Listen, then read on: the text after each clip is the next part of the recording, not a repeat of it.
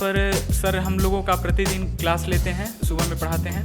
तो प्रतिदिन हम लोगों को आईआईटी जेईई के तौर तरीके से स्ट्रेटजी से परिचय कराते रहते हैं। पहले तो हमें पता नहीं था कि मतलब तैयारी कैसे की जाती है, मगर यहाँ पे आने के बाद अलग अलग तरीके से टेक्निक बताया गया कि किस तरह से तैयारी करना है।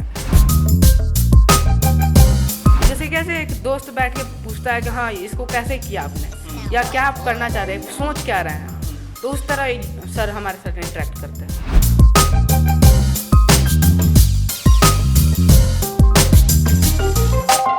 एक सोसाइटी में, कोई समाज में एक बच्चा भी अगर वहाँ से निकलता है तो उससे उस समाज पे बहुत ज़्यादा असर पड़ता है, क्योंकि आसपास वाले लोग सोचते हैं कि हम भी ऐसा कर सकते हैं। नमस्कार, मैं हूं विद्रोही और आप देख रहे हैं आँखें न्यूज़ 24।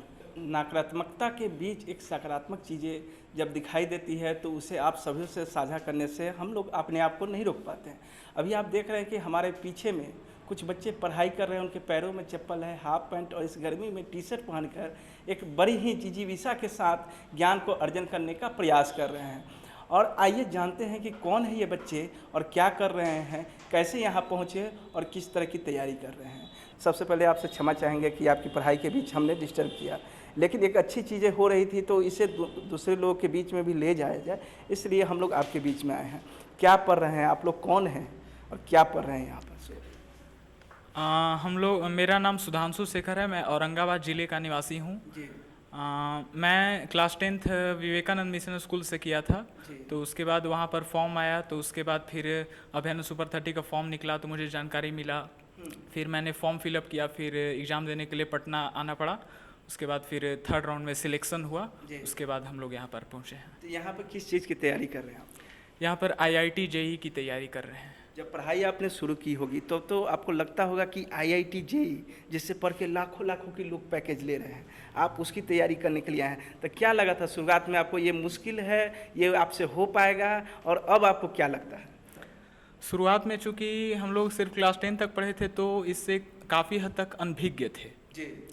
फिर यहाँ पर सर हम लोगों का प्रतिदिन क्लास लेते हैं, सुबह में पढ़ाते हैं। तो प्रतिदिन हम लोगों को आईआईटी जेईई के तौर तरीके से स्ट्रेटजी से परिचय कराते रहते हैं। तो धीरे धीरे अंदर में कॉन्फिडेंस आता है कि हाँ हम लोग भी अगर सफलतापूर्वक अगर धैर्य से पढ़ाई मेहनत करें तो हम लोग का भी सिलेक्शन हो सकता है। धैर्य से अगर तैयारी की जाए और मेहनत किया जाए तो सिलेक्शन हो सकता है, ये कोई भी स्टूडेंट कर सकता है। बिल्कुल, ये हर बच्चे के लिए मुमकिन है, बशर्ते कि वो धैर्य के साथ और पूरा मेहनत और पूरा लगन से कंसंट्रेटेड वे में पढ़ाई करें। जी, तो कंसंट्रेटेड वे में पढ़ाई की जाए तो शायद संभव है आईआईटी जेईई के दरवाजे तक पहुंचना। अभी हमारे बीच में एक और छात्र हैं, इनसे बात करेंगे कि यहाँ पर कौन कौन से शिक्षक किस किस विषय के आते हैं और पढ़ाने का उनका तरीका क्या होता है। आपको क्या लगता है कि अन्य टीचर से वो कैसे अलग है? सुबह सुबह हम लोग का जो सेल्फ स्टडी का शुरुआत होता है अभ्यानंद सर क्लास से होता है जी। फिर अभ्यानंद सर 7 बजे से करीब 10:30 बजे तक, कभी 11 बजे तक, 10 बजे तक, मतलब 3 घंटे का क्लास रहता है एवरेज जी। फिर इंस्टीट्यूट का जो क्लास रहता है, ऐसा सप्ताह में एक दिन अल्टरनेट करके क्लास रहता है। अगर आज मैथ का है तो फिर परसों मैथ का होगा, फिर उसके एक दिन बाद होगा। 2 घंटे या 3 घंटे के बीच में क्लास पीरियड रहता है और डेली 2 क्लास चलता है। मतलब अभियानंद सुपर 30 से जितने भी छात्रों का सिलेक्शन होता है उनको यहाँ पर तपस्या करवाया जाता है, लगातार 3 घंटे 4 घंटे का पढ़ाई। तो ये पढ़ाई बोरिंग नहीं लगता होगा आप लोगों को? देखिए, पढ़ाई बोरिंग ऐसा यहाँ का माहौल नहीं कि मतलब टीचर इस वजह से पढ़ाएंगे आपको कि पढ़ाई बोरिंग लगेगा ही नहीं। यहाँ का दिन भर में 8 से 9 घंटे सेल्फ स्टडी सबके लिए मतलब उतना हो जाता है। क्या नाम हुआ आपका, कहाँ से है? मेरा नाम जयंत राज वर्मा है, मैं गया जिला से हूँ। ठीक है, अभी हमारे बीच में कुछ और छात्र हैं, उनसे भी जानने का प्रयास करेंगे कि अभियानंद सुपर 30 में जब उनका सिलेक्शन हुआ, यहाँ पढ़ने के लिए आए, तो किन किन तरह के सुविधाएं उनको यहाँ मिल रही है और कैसे वो अपने आप को पाते हैं कि अभियानंद सुपर 30 के माध्यम से आईआईटी के दहलीज तक पहुँच पाएंगे। पहले तो हमें पता नहीं था कि मतलब तैयारी कैसे की जाती है, मगर यहाँ पे आने के बाद अलग अलग तरीके से टेक्निक बताया गया कि किस तरह से तैयारी करना है। टेक्निकल और कंसेप्ट मतलब आपकी क्लियर, मतलब हर चीज़ जरूरी नहीं कि हार्ड वर्क से हो जाए, कुछ स्मार्ट वर्क भी करना पड़ता है। अच्छा। कुछ मतलब कि टिक्स एंड ट्रिप्स होते हैं कि जिससे बहुत इजीली कोई चीज़ बनाया जा सके, वो सब यहाँ पे आकर सीखने को मिला। फिर अलग अलग क्लासेस चलते हैं, क्लास के टीचर्स भी हम लोगों को बहुत चीज़ बताते रहते हैं, कहाँ कैसे करना है, कहाँ दिक्कत होता है, तो हमेशा हमारी मदद करते रहते हैं। सर तो हर एक दिन अलग अलग नया नया कॉन्सेप्ट बताते हैं, उससे हम लोग बहुत जल्दी किसी भी चीज़ को कर पाते हैं। यहाँ सुविधाएं क्या क्या हैं, जैसे रहना खाना, जो पढ़ाई करते हैं तो टीचर, क्या सब कुछ फ्री है? हाँ, सब कुछ फ्री है।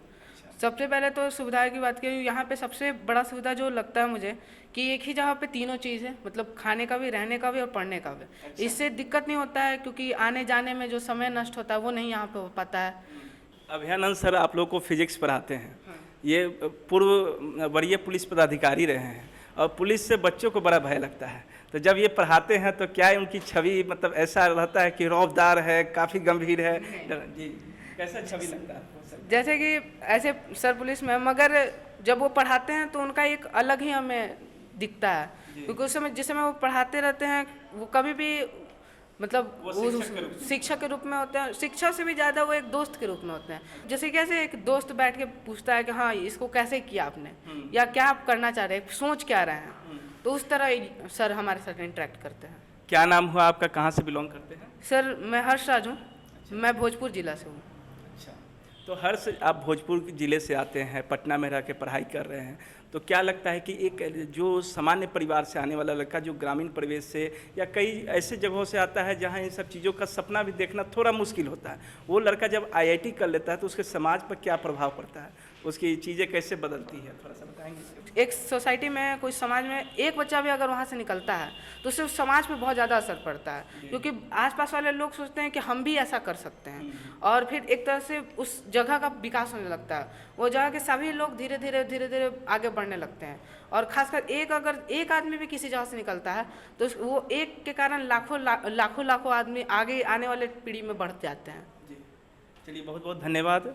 तो आपने देखा कि यहाँ पर फिजिक्स, मैथ और केमिस्ट्री की पढ़ाई के साथ साथ इन बच्चों के अंदर में अपनी बात को रखने की जो प्रतिभा है, जो व्यक्तित्व है, उसके भी निर्माण की तैयारी यहाँ पर शायद की जाती है। तो ये एक तरीका है, ये एक प्रक्रिया है, और इस प्रक्रिया के जो सफलतम तरीके से जो चलाया जाए उसके संवाहक अभयानंद सर बनते हैं, और आईआईटी में जाने के बाद जब वहाँ से बाहर निकलते हैं तो समाज पर क्या प्रभाव पड़ता है ये यहाँ के छात्र ने आपको बता ही दिया। इसी तरह खबरों के लिए बने रहें आंखें न्यूज़ 24 के साथ। धन्यवाद।